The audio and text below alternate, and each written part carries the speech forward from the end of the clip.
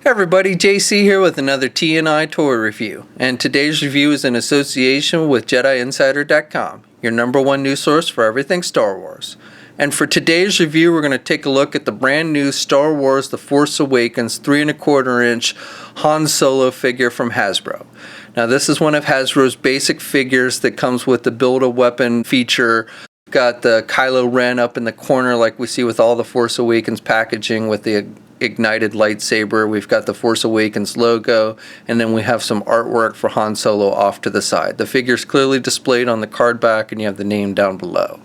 On the back of the packaging, we have a brief bio in multiple languages. It also shows you how to build the weapon thing that comes. You've got to get the 3 figures in this wave. So you've got Han Solo, the Hoth Thug, and then the new Rey Resistance outfit figure, the one that comes from the lightsaber. And yes, we are getting another Rey figure, and yes, this figure was coming all along. It was just held back due to spoiler reasons. Okay, so let's get this open and take a look at what's inside. Okay, so here's a look at the figure outside of the packaging. Now, first of all, the figure, as I mentioned before, comes with one of those Build-A-Weapon pieces, and this one's actually not too bad looking on its own. It looks like an actual rifle. It's not anything used in the movie, of course, but it has basically some green color and then some dark metallic gray colors with a little bit of red mixed in.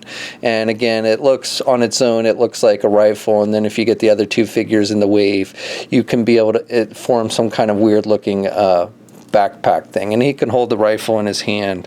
So it's not a bad accessory to have. You know, again, you don't really need the other 2 pieces to use it, which is nice. And they do give you a little instruction sheet on how to assemble it once you have all 3 pieces. The figure itself is pretty decent looking for the most part for a figure of this kind. This is a very basic figure meant for younger kids with only 5 points of articulation, unfortunately. Paint applications are the weakest part of it, I would say. I think the skin tone is a little bit too pale, and then the gray that they tried to put in his hair, it looks just more like messy paint kind of thrown on there as opposed to actually gray hair. I think the hair also should be a little more gray. It was definitely more gray in the movie. There's more brown here than there is gray color, but more specifically, I just think the gray paint wash that they used on this just looks a little sloppy. I also have a little bit of a mark here on his one hand where the paint is rubbed off a bit. There's really no paint detail on the little things on his jacket there at his chest. I'm not sure what those are for his blaster or what have you, but there's no like silver or anything. They're just the same brown color as the rest of the jacket. The rest of it I think looks pretty good. I like the jacket. The jacket is a separate piece. The main part of the jacket, that kind of vinyl material. The sleeves are sculpted on, but I think it looks good. He's got the cream color shirt, and then he's got the brown pants that have the wrinkles in it. I call them old man pants. That's what they kind of reminded me of. And then he's got the boots that come up to his knees. So overall, you know, the figure's not too bad. And then as I mentioned, he has the gun holster that actually holds the gun and holds it pretty good for the most part. Face sculpt, I think, again, not too bad for a figure of this type. It's not 100% dead on to Harrison Ford, but I actually think for a small figure like this, they did a pretty good job with the face sculpt. Articulation on this figure is very weak. Only has 5 points of articulation, so he can look left, he can look right. He doesn't have any up or down movement with the head. You can only rotate the arms. You can't do the arms out. There's no midsection articulation. You can do the legs forward. You can do the legs back. You can't do the splits at all. There's no knee articulation, and there's no ankle articulation. And then 2 peg holes on the bottom. So the figure stands just a little bit over 3¼ inches tall, but not quite 4 inches.